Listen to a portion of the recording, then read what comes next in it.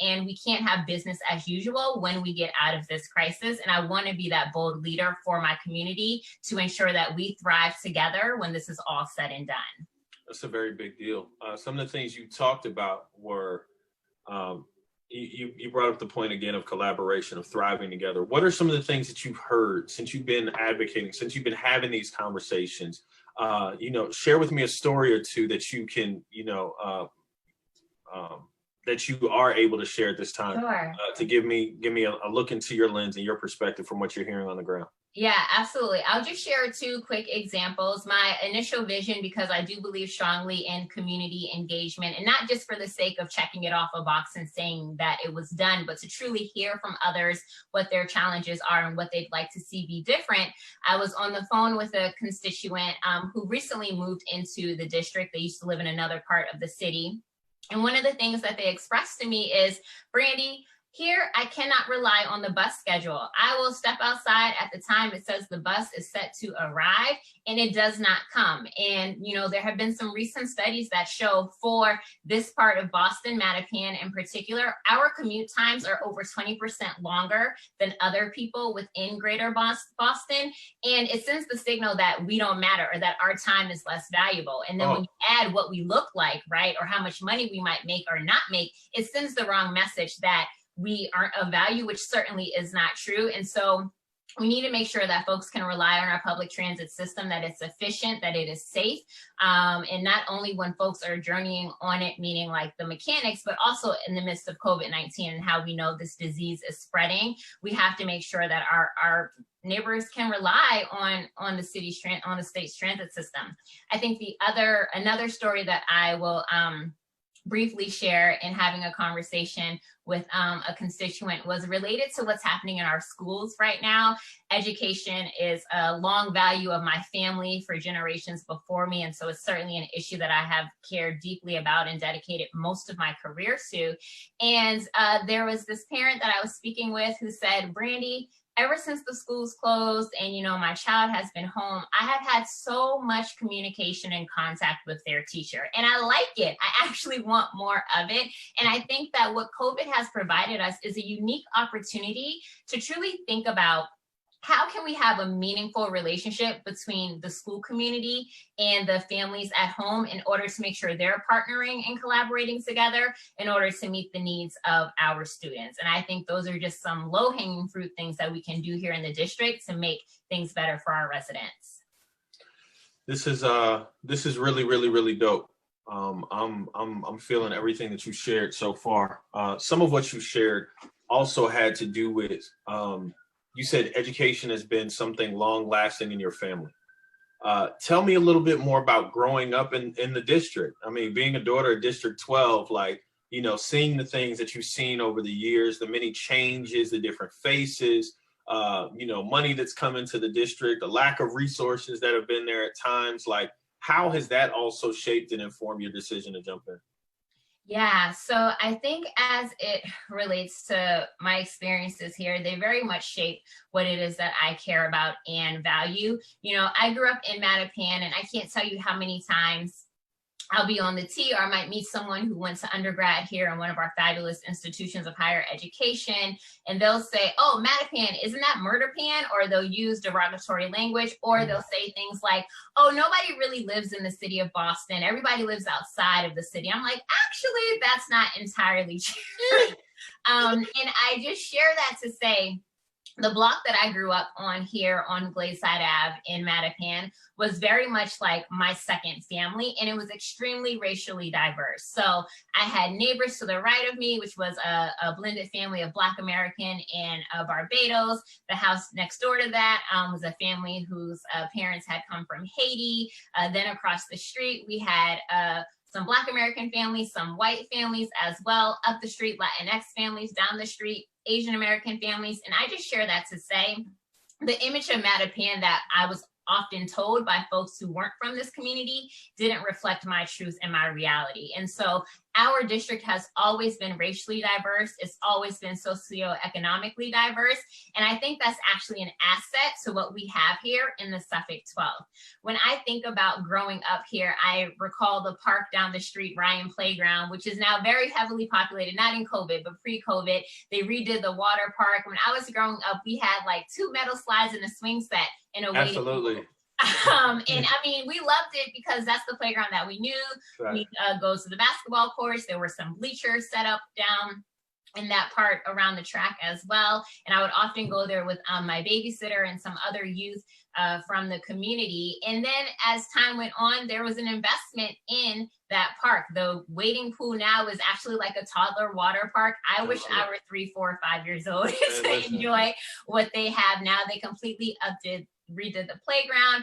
They also provided access and time to the riverway. So now I'm able to walk and run. And so I'm grateful for those types of investments. And I just hope that they are there for all of us and not just some of us to take part in.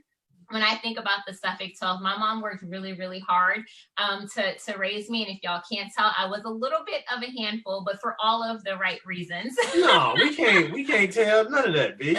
I can't see it at all. You can see that. And as a result, despite my mother having amazing Alabama roots and being able to whip up anything from scratch and it tasting like, wow, who just did that? She didn't have that kind of time when I was growing up. So I literally grew up on fast food. She's laughing because she knows it's true, from this district. And because my mother raised me to be independent, I'd be the one making those calls to those restaurants. So I still know by heart restaurants of local businesses here that sustained me throughout childhood, including Chinatown Express, Windy City Pizza. Hold on. Chinatown Express is some of the best Chinese food in the city of Boston. I had to stop there for 2 seconds because I'm super biased.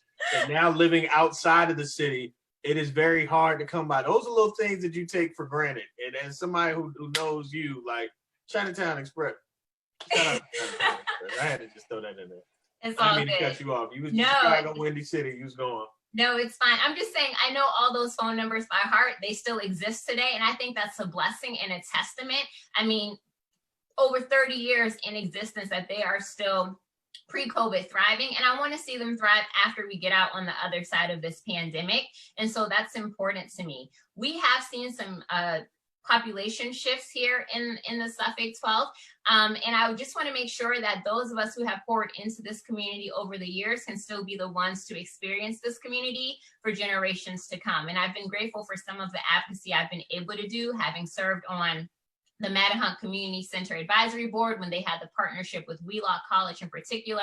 There was a season when Mattapan United was an organization that had bubbled up to make some changes here in Mattapan.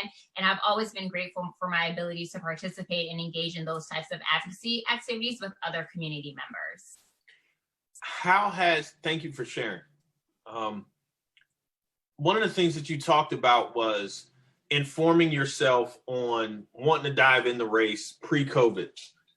None of this is going to be the same when bans are finally lifted. We're expected to report back to work in person.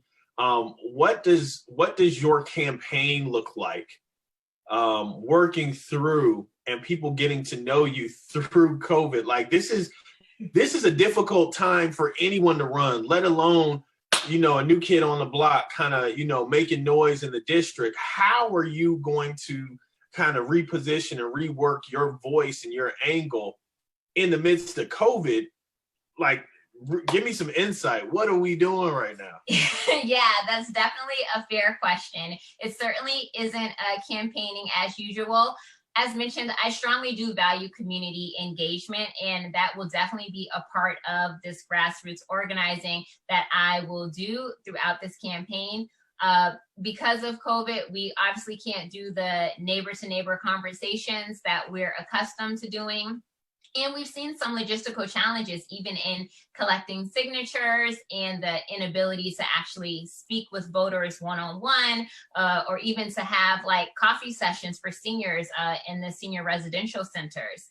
However, that is not going to stop us. I think my mother shared, you shared stories of I am not deterred easily by obstacles or challenges. I think they actually fuel me to do more and to do better. And so I'm going to make sure that I can have conversations with the voters, whether it's through phone banking, certainly leveraging digital organizing, also making sure that social media is a component of the work that we do in order to have me come into contact with voters.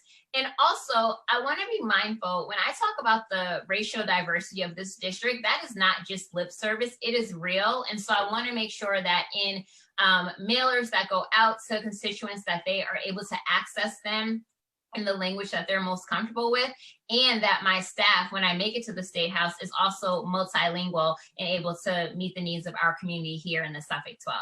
That's legit. That's legit. So what I just heard you say was that you are going to be more intentional about inclusion. Right. And how important that is, because the district has changed. The district continues to evolve. So when you think about what the district looked like 30 years ago and some of those dynamics, now looking at the district, a new face and a new voice, why does your voice mean what it means right now? When I think of, a young woman of color with your background, your education, why is your voice so important in these larger sessions, in this larger space right now? Yeah, well, I can name a couple of reasons why my voice matters in this time. And it's because I'm the person who will say what everyone else is thinking, but is afraid to say it. Anyone who has ever worked with me in any organization knows this to be true. It continues to be true even today at my current organization. And I'll be perfectly honest, I used to get frustrated by the fact that other people weren't saying the thing, even though they felt it or they believed it to be true. But as I've continued to live and learn, I realized that's my gift. And maybe I'm the one who's called to be the one to speak up. And so what I want the residents of the Suffolk 12 to know is I will be there to say the thing. I will be there to be a tireless, fearless advocate in order to make sure we have what we need in order to thrive.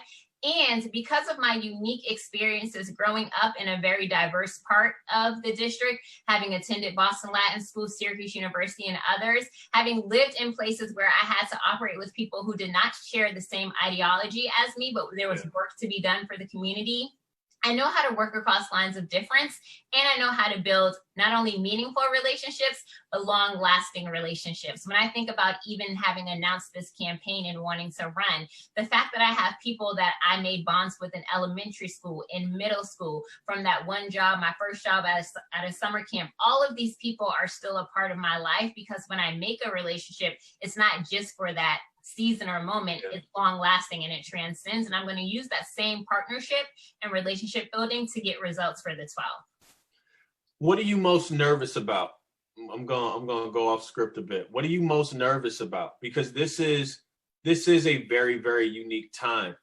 And what I hear in your voice, you are extremely courageous. You're a fighter. We can hear how invested you are in your tone and your disposition, how you move. Anyone who has ever engaged with you knows there's something very unique about what you bring to that space. What are you most nervous about in this campaign, in this season? What kind of, I won't say it keeps you up at night, but what's one of those things that kind of, it's not too far away in terms of your mind or train of thought? Yeah, no, I appreciate the question. I think there's one thing that has a related component, and what makes me nervous is that I'm not going to be able to reach out to everyone in the way I anticipated. Pre-COVID, when I thought about collecting my signatures, I was willing, ready, and able to go door knocking, but then I was precluded from doing so, and for good reasons, to protect the health of our community.